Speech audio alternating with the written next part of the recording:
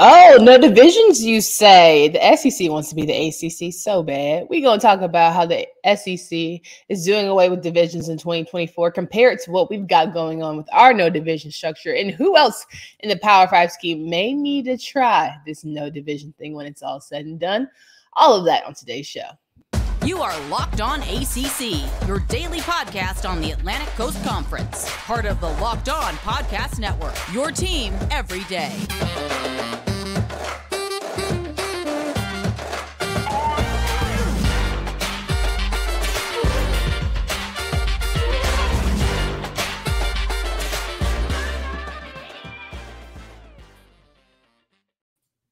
What's going on, everybody? Welcome to today's edition of Locked On ACC. I'm your host, Candace Cooper, joined by Kenton Gibbs of Locked On Wolfpack. Each and every day, you can find us wherever you listen to podcasts, as well as subscribing to our YouTube channel so you can see our lovely faces and comment on our community section where you can answer our polls that we do daily. We love growing our community. We appreciate our listeners. We always appreciate feedback. 5-star reviews is all we accept, and good and positive comments. Good vibes only. On today's episode, we're going to talk through the SEC deciding that they are going to do away with divisions in 2024. It feels very familiar. Will the grass be greener in no division land? Will it be something that the Big Ten may want to consider and try? All of those things discussed here on today's show. Kenton, why does the SEC want to be the ACC so bad? I mean, here's the thing, right? I think that we need to understand great ideas come from all areas, all walks of life and all that. And this was ACC's crowning achievement, crowning idea here. Because divisions are objectively not smart. They're objectively not smart because, remember, for years we had Clemson and Florida State, and that was the de facto ACC championship game. The team that won that game was going to go to the ACC championship, and they were going to win the ACC. Well, at some point in time, somebody should have been smart enough to figure out, why do we keep letting these random coastal teams in? With all due respect, some of those teams had no business, none. And so that's what we see. That's what we saw there. The SEC is realizing the same thing. Why would we give them, well, LSU, with all the turmoil that they went through last season, making the SEC championship, when you could have a rematch of Georgia-Bama, when you could have a whatever the case may be, Georgia-Tennessee or whoever. You want the best teams playing. And that's the idea. Why do you want to see Purdue in the Big Ten championship? Because you put Ohio State, Michigan, and Penn State all on the same side. Knock it off. Get some help. Yes. Get some help. 100%. So to give people an understanding what came out in today's SEC meetings, can you please explain what the new structure will be in 2024 for the SEC now that they've done away with divisions? For sure. So the ACC is going with a 3-5-5 model in terms of the pods and who teams are playing and all that. The SEC is going with a 3-6 model in terms of each team will have their, 3 rivals or whatever that they hold on to, but you'll have a randomly selected 6 at that point in time. But that's wouldn't it be 5? Because doesn't that I'm sorry, 8? 3 and 5. Yeah. I'm sorry. It's a very similar situation there in terms of what they're doing and what the ACC is doing. I mean, in this regard, the ACC are the innovators. They're the first to do it, right? They're Dapper Dan putting the double G's on everything and making Gucci a gaudy thing that everybody says, oh, that's gross at first.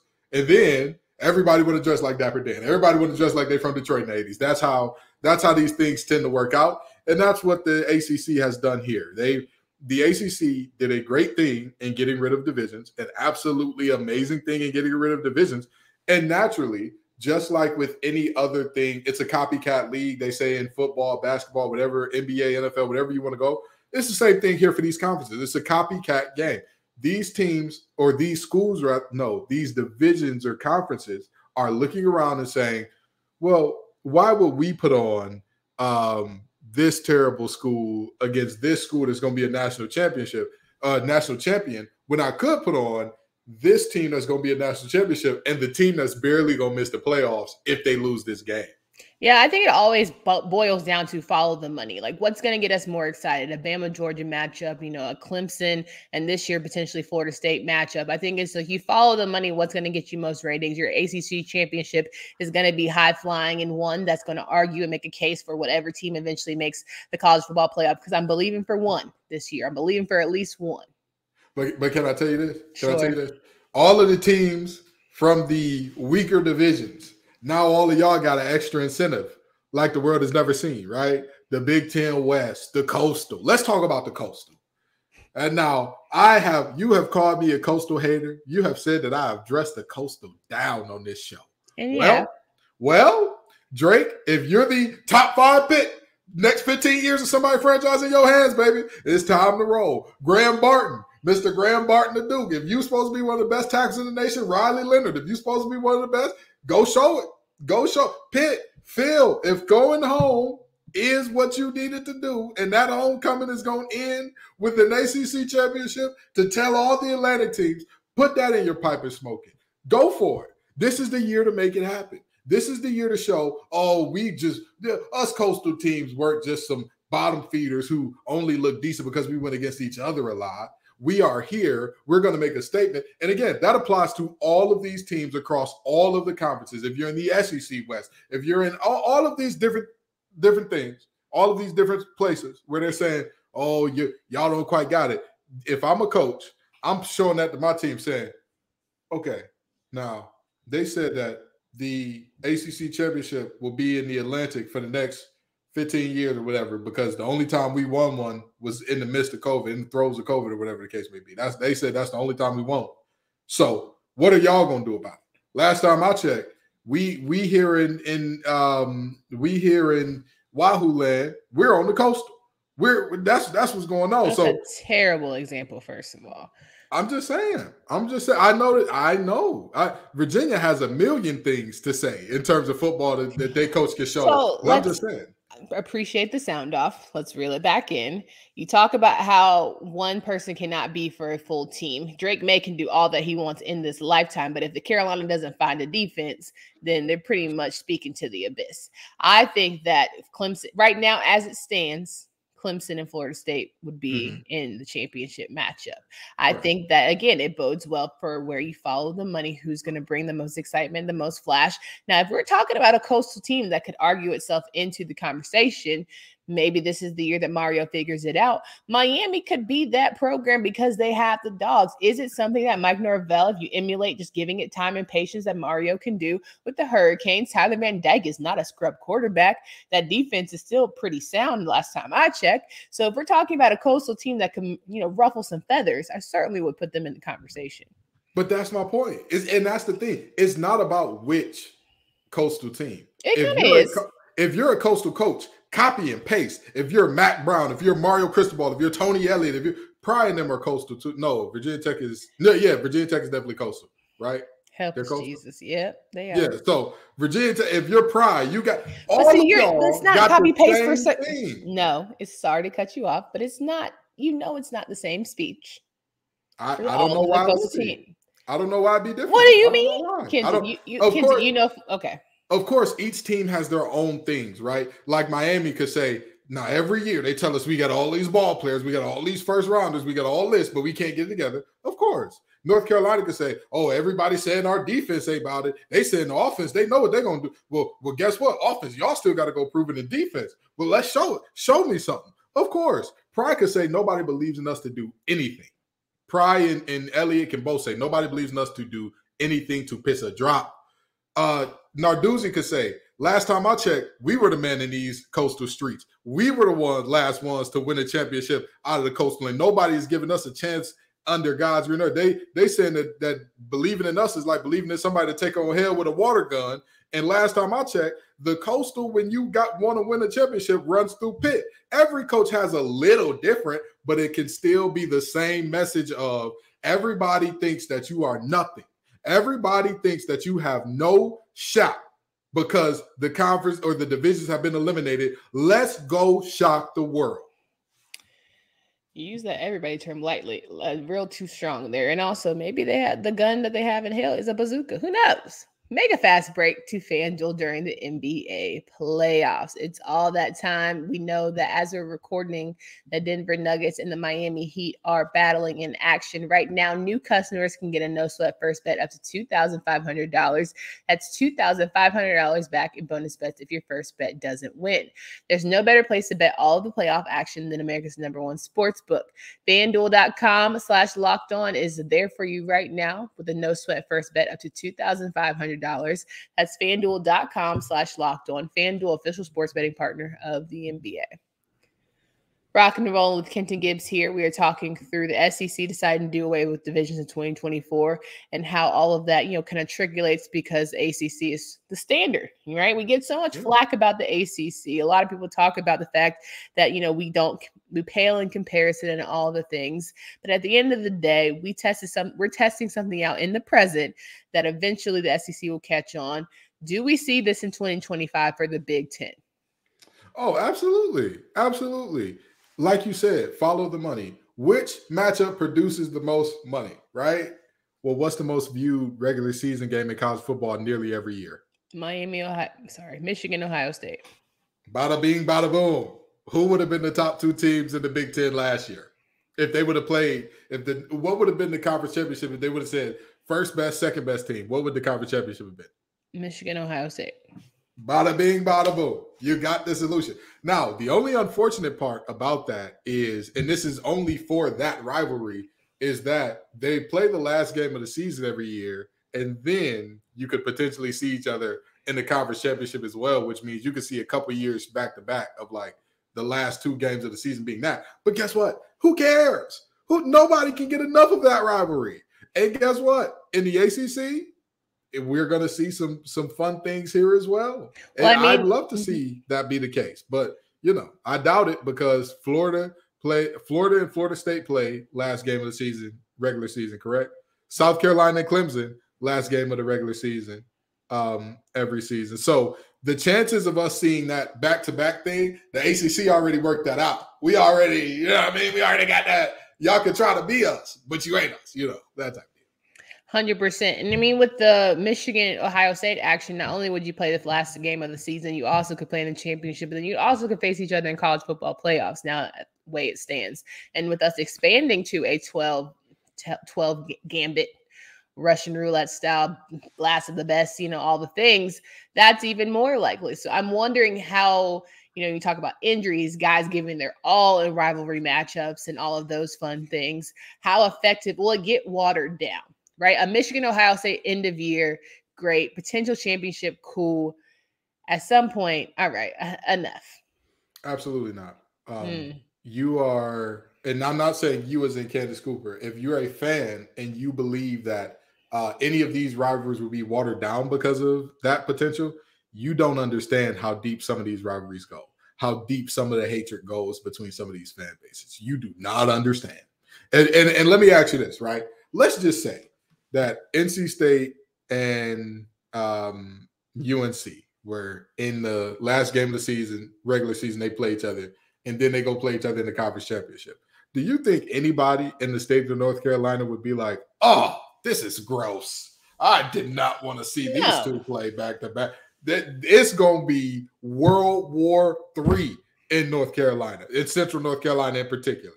Everybody's going to have their battle lines drawn of the team that they're repping because it's these rivalries. It doesn't matter if you have them back to back, especially when that second game, all the marbles are on the line. Everything.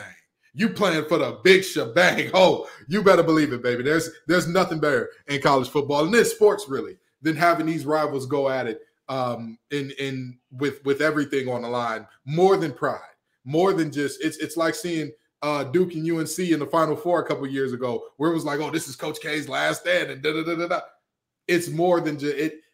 You can never get too much of it. It just means more. All right. So I was specifically saying more so of like a third time's a charm type of thing, not a championship game. I mean more of like should they make the college football playoffs and have to face each other in a 1-4, 2-3 type of C type of deal. I think after the third go, it's like, all right, we get it, whatever. Now, on the same breath of that, how more likely are you as a committee, college football playoff committee, to choose these teams after going head to head? Like, what are you seeing? What are you looking for, each time they play? What is the difference necessarily? Like, maybe there's a close one, maybe there's a blowout, maybe there are two really close ones. Like, how do you gauge who deserves it? Is it simply going to come down to W's and L's? First of all, let me say this. I was a proponent of keeping the computers involved. I hated it from the moment that they got the committee together. Still hate it now. Still. Let's get that on record. But with that being said, of course it's going to play in people's minds of like, oh, these teams played twice already, and this team won both of those games, even if it was, well, this team won both of those games, but Drake May was hurt when they won both of the games. Or this team, they lost both of those games, but, Henry was out when they played those games. It really, this is going to become a thing of, with 12 teams in the mix, I mean, I would hope, I feel, for the committee to just say, play it as it lies, right? I just want to see the committee say the best teams are the best teams are the best teams in terms of what they've shown on the field, not best teams in terms of, well, I think that this team is better. Even though they're a 8-4 team, they have the talent to beat. No. Play it as it lies. Who's performed best this season? Who's been the most cohesive best team this season? That's who I want to see go forward in the playoff. I don't give a rat's behind if the 1 seed had played the 12 seed multiple times or the 6 seed had played the whoever. I don't care how the matchups work. I don't want to have matchups that avoid rematches. I want to seed this thing by who's the best, who's the worst, by what we've seen, and go from there.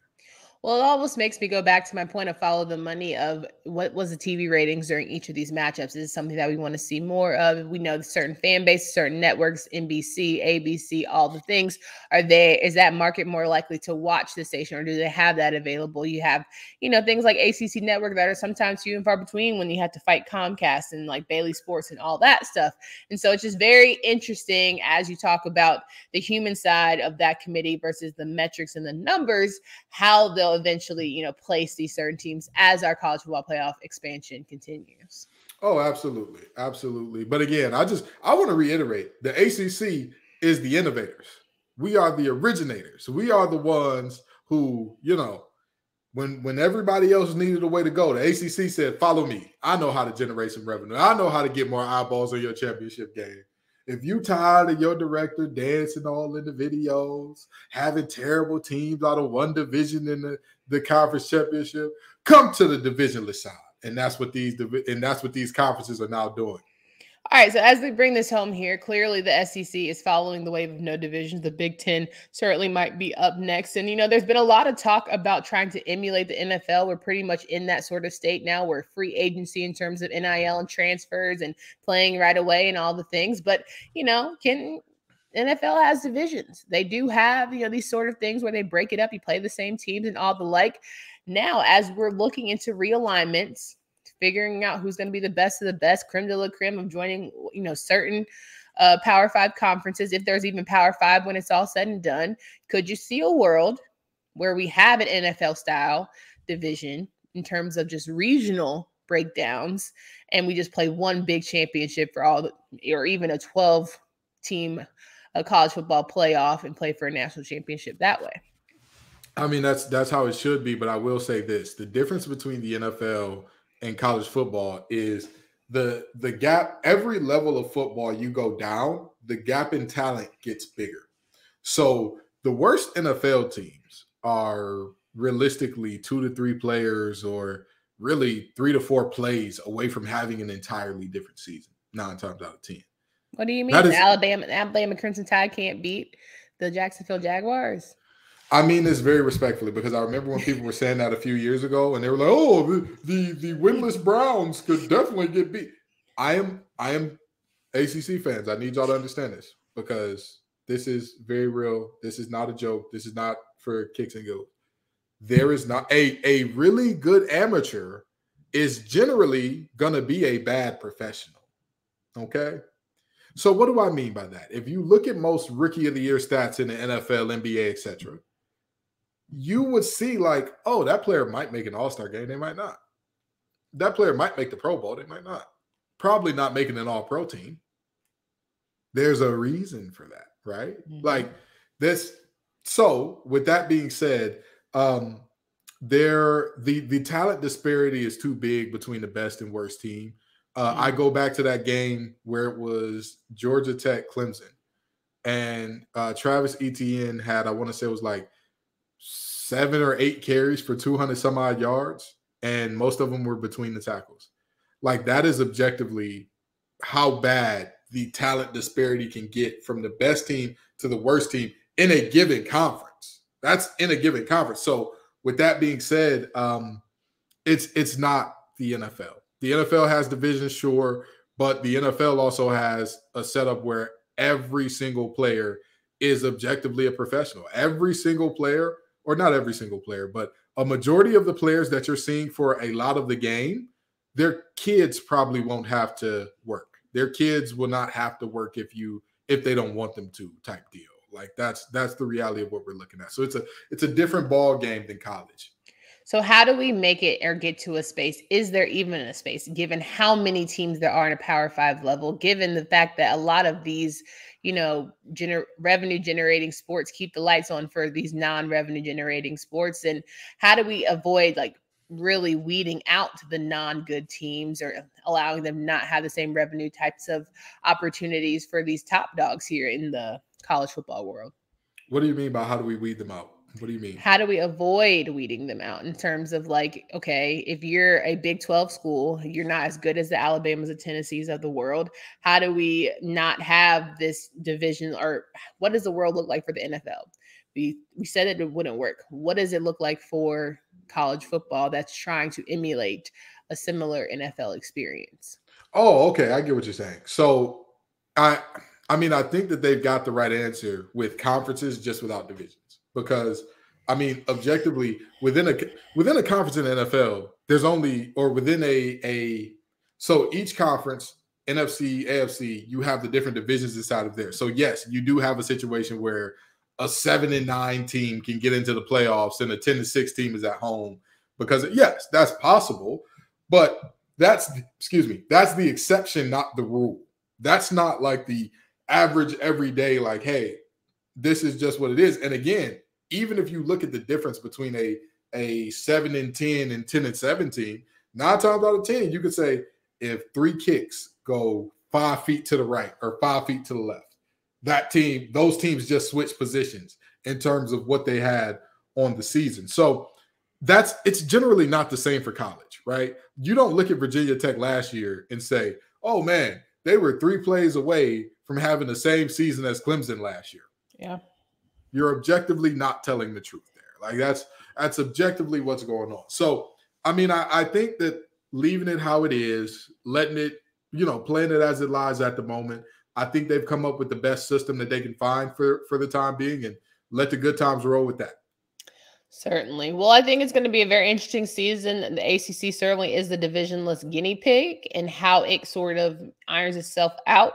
Could there be some upsets because, we sort of bottom feeder ourselves here in this conference, where we pop up with a Georgia Tech upsetting a Clemson, or, a Virginia Tech upsetting NC State or something like that. Things that don't normally happen come out of the blue, messes it up for everybody, ruins all the fun. Will it work? I don't know. I think it'll be fun to see how it transpires for the SEC and eventually the Big 10, Big 12, and Pac-12. Will we all still be here when it's all said and done? Who knows? I think the biggest thing, though, for me personally, is you're giving every team a chance to play your way in, period. Yeah. No team can argue it's unfair to get rid of divisions, because guess what? Everybody has an equal opportunity to play your way in now. It's not a situation where it's like, all right, of these 6 teams, somebody got to go. Okay. Well, when you talk about our model, some schools have to, play the harder schools every single year. Yeah. In order to fight their way in. And what about it? What about it? You got to play those harder schools? Oh, I feel so bad for. Become a harder school. Become one. That's your task now. Congratulations. Do it. Do the thing. It's giving big former athlete vibes. Hear you. Receive.